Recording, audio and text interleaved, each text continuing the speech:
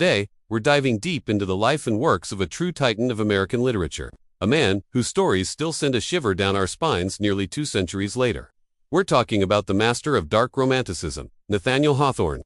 So, picture this, it's July 4th, 1804.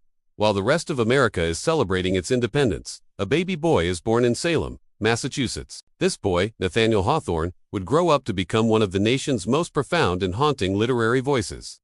Now, if the name Salem, Massachusetts, rings a bell, it should.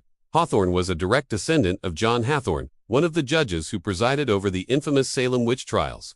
This dark family legacy loomed large over Hawthorne his entire life, and he even added the W to his last name to distance himself from that history. But you can see how this connection to a time of moral panic, sin, and public shaming would deeply influence his writing. It's like the ghost of the past was always whispering in his ear. Hawthorne wasn't just a one-trick pony, though he was a literary experimenter, dabbling in a wide range of styles and genres. He wrote historical sketches, children's books, and essays, but he truly made his mark with his short stories and novels. You've probably heard of his most famous work, The Scarlet Letter, published in 1850. It's the unforgettable story of Hester Prynne, a woman forced to wear a scarlet A for adultery in a rigid Puritan community. This novel is a masterclass in psychological drama, exploring themes of guilt, sin, and redemption. It was an instant bestseller, though a controversial one for its time, and it cemented Hawthorne's place in the literary firmament. Just a year later, in 1851, he followed it up with another classic, The House of the Seven Gables. This one is more of a Gothic romance, dealing with a cursed family and the weight of ancestral sin. It's a bit like a literary haunted house story, where the ghosts aren't just rattling chains, but are the lingering consequences of past wrongdoings. These 2 novels alone would be enough to secure his legacy. But Hawthorne's body of work is so much richer than just these 2 titles. Now, let's talk about the literary movement he's most associated with, Dark Romanticism.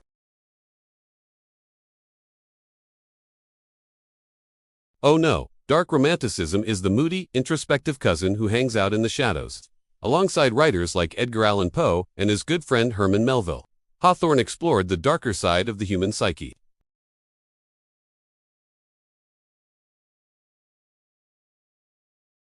Their stories are often cautionary tales, showing how good intentions can lead to disastrous outcomes, and how attempts at creating a perfect society often crumble under the weight of human imperfection. They believed that to truly understand ourselves, we had to confront our own darkness, our own blackness, as Hawthorne called it. Think about The Scarlet Letter again. It's not just about Hester's sin, it's about the hidden sin of the minister, Arthur Dimmesdale, and the vengeful sin of Hester's husband, Roger Chillingworth. It shows how secrets and guilt can destroy a person from the inside out, far more than any public shame ever could. Hawthorne is constantly asking us to look beneath the surface, to question the tidy moral codes we live by, and to acknowledge the complexities of the human heart. His friendship with Herman Melville is one of the great stories of American literature. They were neighbors in the Berkshires in Massachusetts for a short time, and their intellectual connection was electric. Melville was blown away by Hawthorne's work, particularly his collection of short stories, Mosses from an Old Manse. He wrote a glowing review, calling Hawthorne the American Shakespeare.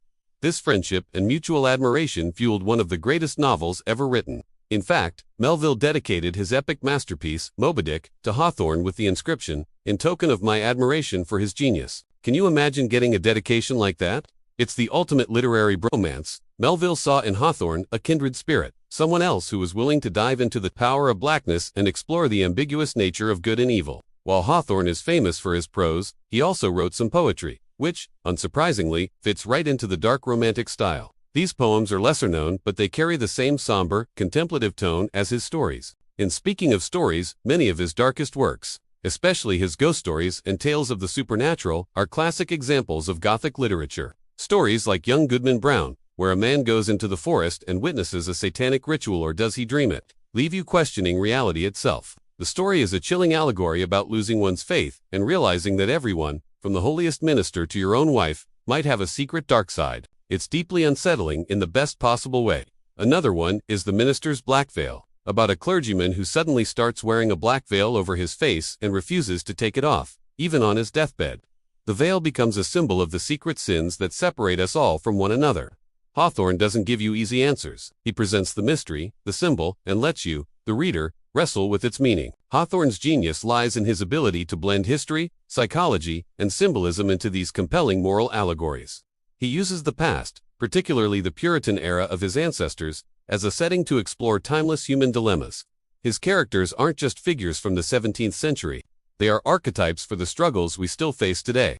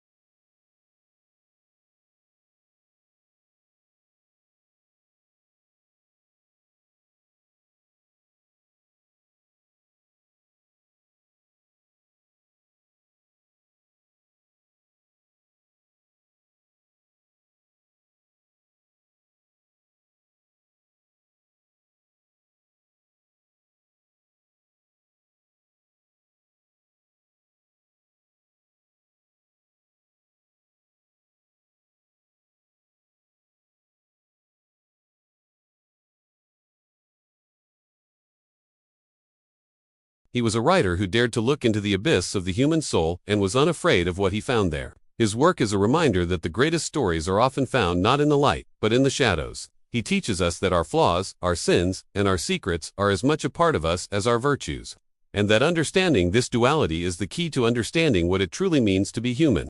If you haven't read Hawthorne, I can't recommend him enough. Start with a short story collection like Twice Told Tales, or dive right into the Scarlet Letter. You won't be disappointed. His world is dark, for sure, but it's also incredibly rich, insightful, and profoundly human. Thanks for tuning in to learn about this fascinating figure. If you enjoyed this video, be sure to hit that like button, subscribe to the channel for more literary deep dives, and let me know in the comments who your favorite dark romantic writer is. See you in the next one.